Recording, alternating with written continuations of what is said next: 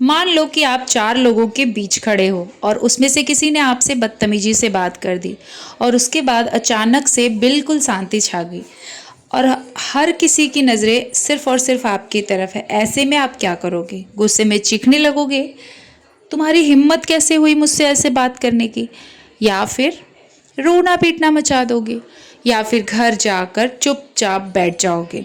सवाल ये उठता है कि क्या ऐसा करने से सामने वाला सुधर जाएगा? क्या उसकी बदतमीजियाँ कम हो जाएंगी? नहीं, वो दोबारा फिर आपसे मिसबिहेव करेगा। तो ऐसे में करे तो करे क्या? इसका सॉल्यूशन क्या है? ये जानना है तो इस वीडियो को लास्ट तक देखना, ज़रूर देखना।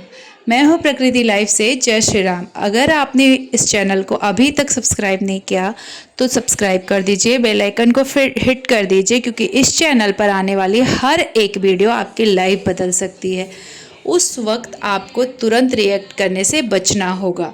जब कोई इंसान, देखो, जब भी कोई इंसान हमारे साथ बदतमीजी करता है, हमारे साथ इंसल्ट करता है या फिर जानबूझकर कुछ ऐसा होता है जो हमारे दिल में चुभ जाए, तो सबसे पहले रिएक्शन हमारा गुस्सा होता है।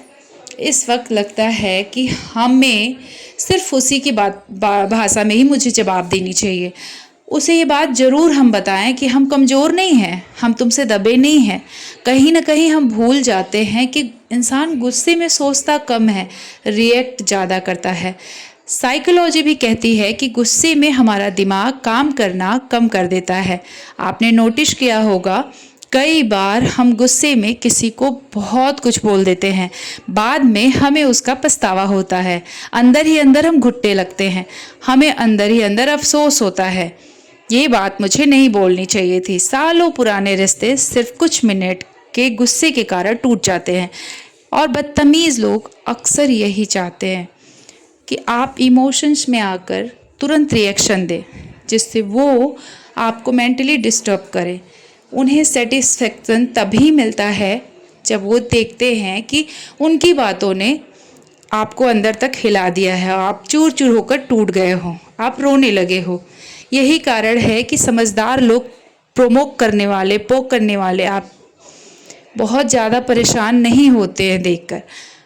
सामने वाले को देखकर सिचुएशन को समझते हैं और एब्जॉर्ब करते हैं कि हाँ, बोलना चाहिए या नहीं। तो इस बात को समझो आप। ऐसा नहीं करना है कि किसी ने कुछ भी कहा तो बस युद्ध करने के लिए तलवार निकाल कर खड़े हो गए। एक कहावत सुनी होगी आपने, जो बादल गरजते हैं वो बरसते नहीं।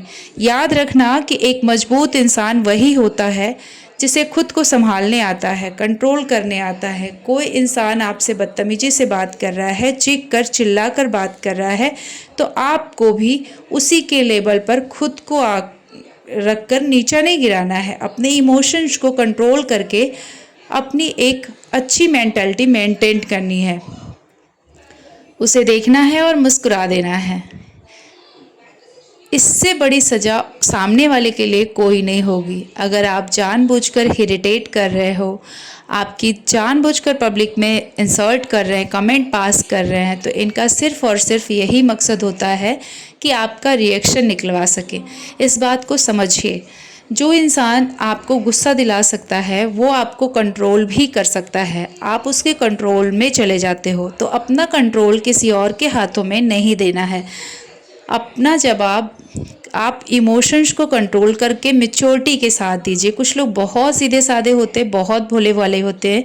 उनकी कमजोरी यही होती है कि वो दूसरों को ज़रूरत से ज़्यादा बहुत ज़्यादा ट्रोल करते हैं, बहुत टॉयलेट करते हैं। तो इसका बदतमीज इंसान जो होता है वो शुरुआत में हल्का मजाक करता है, फिर धीरे धीरे उसका वही मजाक तानों में बदल जाता है। एक समय ऐसा आता है वही इंसान ओपनली आपको डिसरिस्पेक्ट करने लगता है और ये चीज़ें इतनी ज़्यादा बढ़ जाती है कि हमारी मानसिक शांति पूरी तरीके से बर्बाद हो जाती है। लेकिन क्योंकि हम झगड़ा नहीं करना चाहते, इस वजह से हम बोलते नहीं हैं। किसी को हर्ट नहीं करना चाहते, इस वजह से हम बोलते नहीं हैं, चुप रह जाते हैं। हमें ऐसा लगता है कि चलो जाने दो, कोई बात नहीं, मैं जवाब दूंगा तो गलत लगूंगा। क्या आपको पता है आपकी यही चुप्पी सामने वाले को क्या मैसेज देती है? उसे ऐसा लगता है कि उसे ये अधिकार है कि वो आपके साथ जैसा चाहे वैसा ट्रीट कर सकता है। उसे आपसे मिसबिहेव करने का अधिकार है। वो इंसान बार बार लिमिट क्रॉस करता है क्योंकि उसे इस बात का विश्वास हो चुका होता है कि आप उसे नहीं रोकोगे। दुनिया में ऐसे बहुत सारे लोग हैं जो अंदर ही अंदर इन चीज़ों के चलते टूट जाते हैं। गलती कहीं ना कहीं हमारी होती है। हमें अपनी इमोशनल स्पेस में किसी को भी ज़रूरत से ज़्यादा एक्सेस नहीं देना चाहिए। हम हर किसी को खुश करने में लगे होते हैं। इसका नतीजा क्या होता है, लोग हमारी अच्छाई को हमारी कमज़ोरी समझ लेते हैं।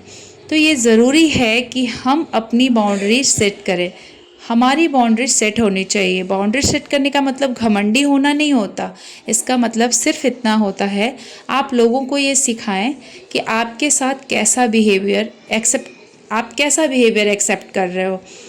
आपको हर किसी को अनलिमिटेड एक्सेस नहीं देना है। जैसे कोई इंसान है जो बार बार आपका फ़ोन लेकर आपकी चैट्स पढ़ता है, आप उन्हीं बातों को लेकर वो ढाल बनाकर आपको क्रिटिसाइज़ करता है। आप उसे अपना फ़ोन देना बंद कीजिए। कोई इंसान आपकी फैमिली के बारे में बार बार नेगेटिव कमेंट कर रहा है तो उस इंसान को उसी वक्त रोक दो। किसी की टोन सही नहीं लग रही है तो शांत शब्दों में बोलो, इस टोन में मुझसे बात मत किया करो। देखो, शुरुआत में थोड़ा कठिन लगेगा, मुश्किल लगेगा, लेकिन ख़ास तौर से जब आपने पूरी ज़िंदगी ना किसी को नाराज़ होने से बचाने में निकाल दिए हो तो आपको बहुत कठिन लगेगा। लेकिन जो इंसान, आप खुद सोचो, खुद के लिए खड़ा नहीं हो सकता, वो किसी के लिए खड़ा नहीं हो सकता। ना अपने बच्चों के लिए, ना अपने माँ बाप के लिए, ना ही अपनी फैमिली के लिए, ना ही सोसाइटी के लिए।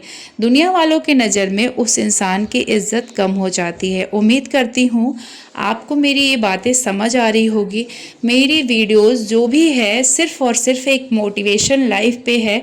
आप अपनी लाइफ में कुछ अच्छा पा सको, सिर्फ इस वजह से मैं आप सभी के साथ वीडियो शेयर करती हूँ। अदरवाइज़ मैं एक गवर्नमेंट जॉब में हूँ। मेरे पास घर के काम के अलावा काम है जो कि अपनी ऑफिस का है, और उस ऑफिस के काम और घर के काम से मैं बहुत मुश्किल से टाइम निकालती हूँ। एक्चुअली मुझे अच्छा नहीं लगता आप सभी को बार बार ये अपना डिसपॉइंट वाली चीज़ें बताना, इसलिए मैं शेयर नहीं करती हूँ। मैं सच में बहुत ज़्यादा काम से परेशान रहती हूँ, उसके बाद भी ये सारी चीज़ें आपके साथ में शेयर करती हूँ।